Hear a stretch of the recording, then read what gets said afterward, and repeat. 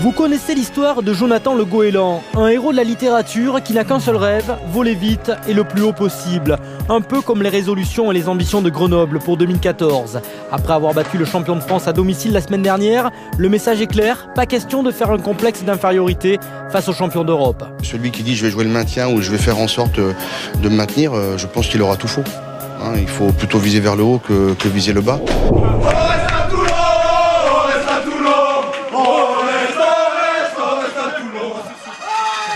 Et pour arriver à cet exploit, les Grenoblois ont d'abord dû s'adapter à la pluie toulonnaise. En début de rencontre, Toulon s'appuie sur sa conquête. La puissance de ses avants, un ballon porté, Grenoble se met à la faute. Johnny Wilkinson va marquer ses premiers points de l'année.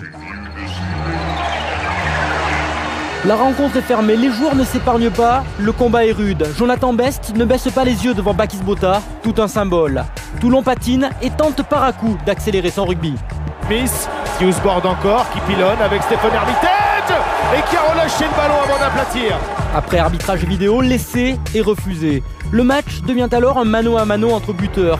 Toulon est pénalisé à 6 reprises dans ce premier acte. Valentin Courant est en grande forme. À la pause, c'est Grenoble qui mène 12-9.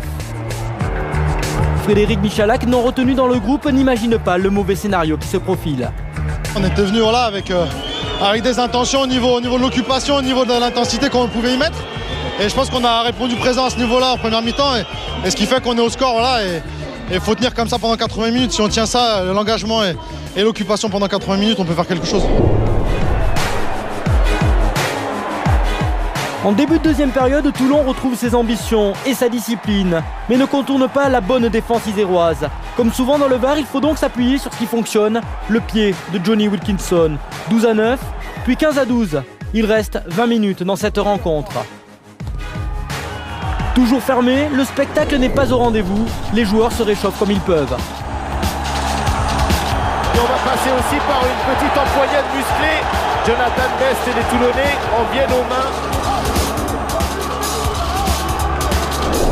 Concentrez-vous bien, il reste 3 minutes, Toulon mène 21-15. Voici en direct le tournant de la rencontre. Touche sur la ligne des 50 mètres, Grenoble va se mettre à la faute.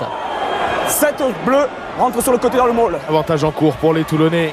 Oh, la longue vissée de Guito vers Drew Mitchell, remise intérieure avec de la réussite. Hermitage récupère et face Boucher. Attention de ne pas jouer avec le feu quand même. Oui, il y a un avantage en cours, le bras tendu de Monsieur Cardona avec Wilkinson dans la ligne Mikotadze. 3 minutes à jouer, Mikotadze qui s'arrache. On est revenu dans le camp grenoblois. Wilkinson de la vitesse, la saute et l'interception. Oh, l'interception de Ratini au bout. C'est un essai en solitaire. Et c'est du Fidjien Ratini incroyable. Bernard Laporte préfère quitter le stade et juge la décision de l'arbitre scandaleuse. Pour reprendre ses mots, selon lui, l'arbitre aurait dû revenir à une pénalité. L'arbitre n'a pas voulu s'exprimer après la rencontre, mais si on en croit sa décision, il semblerait que les Toulonnais aient gagné suffisamment de terrain, ce qui justifierait la fin de l'avantage.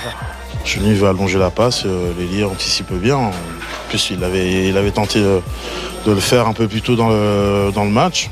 On voit tous l'arbitre dire avantage et voilà, après, plus d'avantage. Donc voilà, c'est comme ça. Maintenant, je pense pas que le match, on le perde exclusivement sur ça. Maintenant, l'arbitre a fait son match. Nous, on n'a pas été, dans tous les cas, on n'a pas été bon. Grenoble s'impose 22-21. Après le Racing Métro et Biarritz, les joueurs de Fabrice Landreau décrochent un 3e succès à l'extérieur. Attention, Grenoble n'est plus un petit poussé, mais un véritable poil à gratter pour les ténors du top 14. Des matchs comme ça dans une carrière, il y en avait peut-être qu'un, qu'on avait la chance de jouer contre les meilleurs du monde et qu'il fallait rien regretter. Et là, on finit par gagner à 2 minutes de la fin. Je pense que celle-là, elle sera marquée à vie et elle va marquer ce groupe et c'est fabuleux, ouais, on est super contents.